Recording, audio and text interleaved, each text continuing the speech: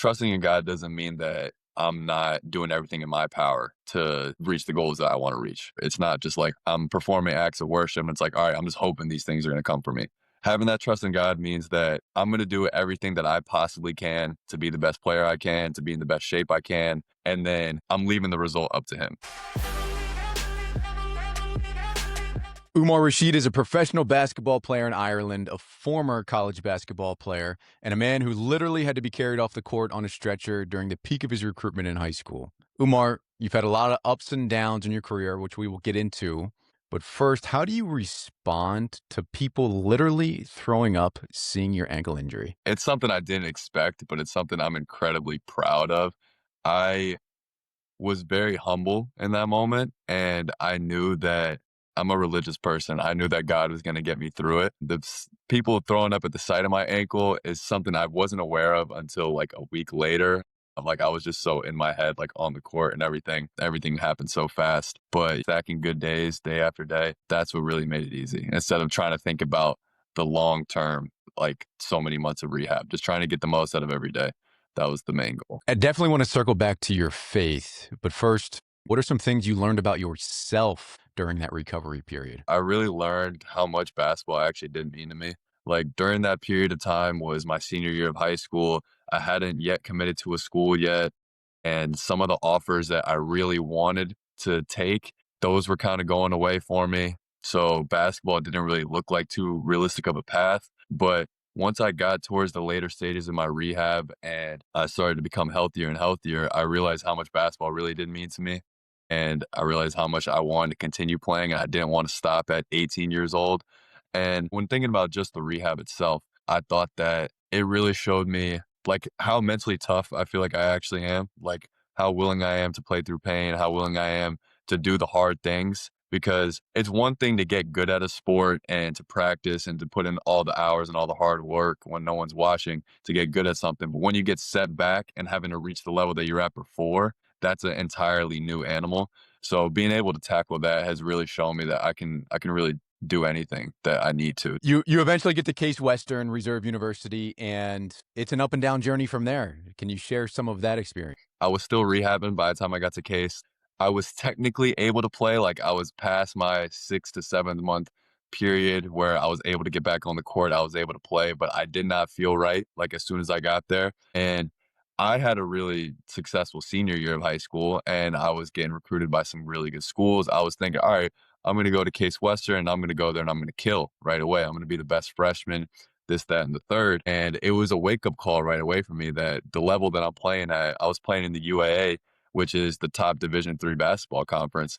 I didn't realize how good the talent was. So I had gotten there. That was a wake up call immediately. And then it took me a while to get healthy after like a couple more months of extensive rehab while I was on campus.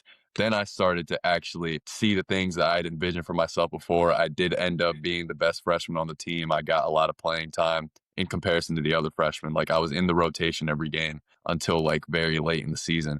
So it took a little bit of a slow start. And then from there, my career really took off. Like my sophomore year, I was the sixth man and I was the third leading scorer on our best team in school history. And we won our first conference championship. And then the following year, it was a little bit of a drawback. We had a lot of expectations because we brought in a lot of talent. We brought in, I think it was 5 graduate student transfers and 2 undergraduate transfers.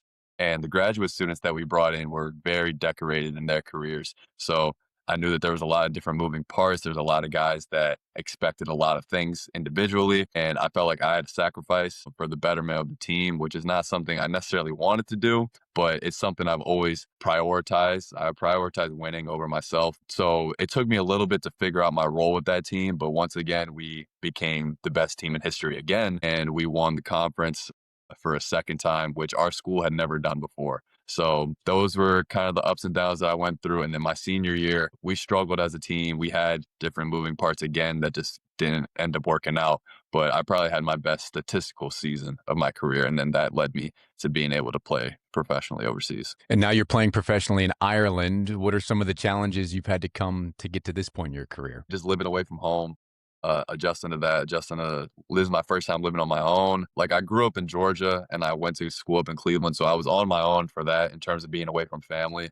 but I always lived with people. I had roommates. Like this is the first time I'm like fully solo, like earning a salary playing basketball. Like that's a really cool thing. So that kind of keeps it in perspective for me. I've done a good job of building the habits while I was in college of acting like a professional, but now it's like really time to do it. Like I have to be a professional at all times in the way that I play, in the way that I act, so that I get the most out of my season and also the club feels like they're getting the most out of their investment. And what do you think are 3 of your most important habits?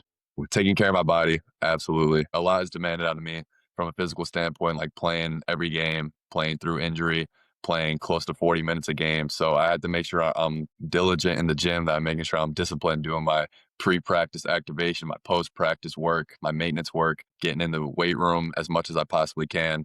That's definitely the number one, taking care of my body. And then also just keeping your mental sharp. There's so many ups and downs in a season. Like I started off the season hot, and then I had a couple games where I cooled down, and then there was a period of time where I felt like I couldn't reach that level that I was playing at the start of the season. So there's a lot of internal pressure that comes with playing overseas because you also know that you are replaceable. Thankfully, I have a good situation here with my club that I feel like they have full confidence in me, but I can't say the same for every other professional that's playing, like every other American that's playing overseas. Like people get switched out like that. So you got to find like the mental sanity to make sure that you're performing as best you can every game. And then as far as a third takeaway, I would say honestly just enjoying it, like keeping it in perspective that while a lot of my peers that I graduated with are over back in America working jobs that they may or may not like, I'm over here in Europe playing basketball, doing what I love and seeing the world. So keeping things in perspective, keeping things fun, like making sure I'm enjoying everything, enjoying the process. Yeah, I love that you're keeping things in perspective. The second habit that you talked about, staying sharp mentally, what do you do to mentally reset after a bad game? I'm a very disciplined person. I'm a very routine person. So what I do before every game is I'll journal my focus points, and then immediately after the game, I'll journal my post-game takeaways, and then I'll watch film of the game, do my post-film takeaways, and I'll do my focus for the next week. So putting it all to paper and kind of keeping like sharp like bullet points in my head helps me stay focused on like what I need to stay focused on. If I score 35 points in a game, I'm going to do the same thing that I would do if I scored 12 points in a game. You know what I'm saying? Like just staying routine, staying on top of everything, and not getting too high or too low. Essentially, keeping things in perspective really helps too, because if I do have a bad game, I can still fall back on the thought that like there are bigger things that I can be worrying about than having a bad game. And I know that I'm going to have an opportunity to make up for it coming up. It's never productive to stay in a negative state of mind because you're gonna hopefully have an opportunity to get out of it. And if you're stuck in that negative mindset, then you're essentially killing yourself. Yeah, that's the truth. And everyone says trust the process, but you very clearly laid out the process that you trust. So if you could put one sentence on a billboard for every college basketball player to see, what would it say? Enjoy the process. Because college goes so fast too. Like this is something that I was aware of, but it didn't really hit me until like I got to my senior year. Like after my freshman year happened, I remember I was talking with one of my freshman teammates and I was like, dang, a quarter of our career is already over with. And I feel like I hadn't done anything at that point because I was only playing like a few minutes a game. So it goes so fast and you shouldn't be in a rush to get through everything. It's easy when you're in preseason or when you're in the spring doing your spring workouts to be like, oh, I can't wait for the season to come around. Or when you're in the summer, you're like, oh, I can't wait for the season to come around.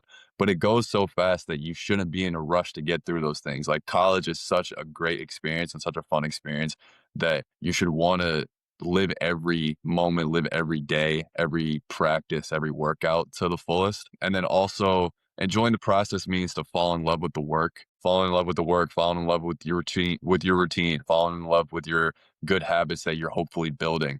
That'll make it easier for you to not be so up and down through college because there's so many external factors that go into your performance and you need to make sure that you're level headed at all times. You can have issues with your coach, you can have issues with your teammates, different injuries. Like there's so many different things that can go into derailing your career. And I've seen it so many times with so many different players that the ones that are constantly in the gym, constantly working on like their mental clarity, that love the game and love the process, those are the ones that eventually will rise to the top. And I know you're a very spiritual person. How does that tie into the mental clarity and the habits and the process that you love? Yeah, it's really just the trust in God. Trusting in God doesn't mean that I'm not doing everything in my power to reach the goals that I want to reach. Or it's not just like I'm performing acts of worship and it's like, all right, I'm just hoping these things are going to come for me. Having that trust in God means that I'm going to do everything that I possibly can to be the best player I can, to be in the best shape I can, to do everything that I possibly can in my power. And then I'm leaving the result up to Him. And I could think about it in a smaller instance to give an example. Like when I'm shooting a jump shot or I'm shooting a free throw or something, I'm trying to focus as best I can on everything that's happening up to here and up to when the ball leaves my hand. And then once the ball leaves my hand, then it's literally out of my hands.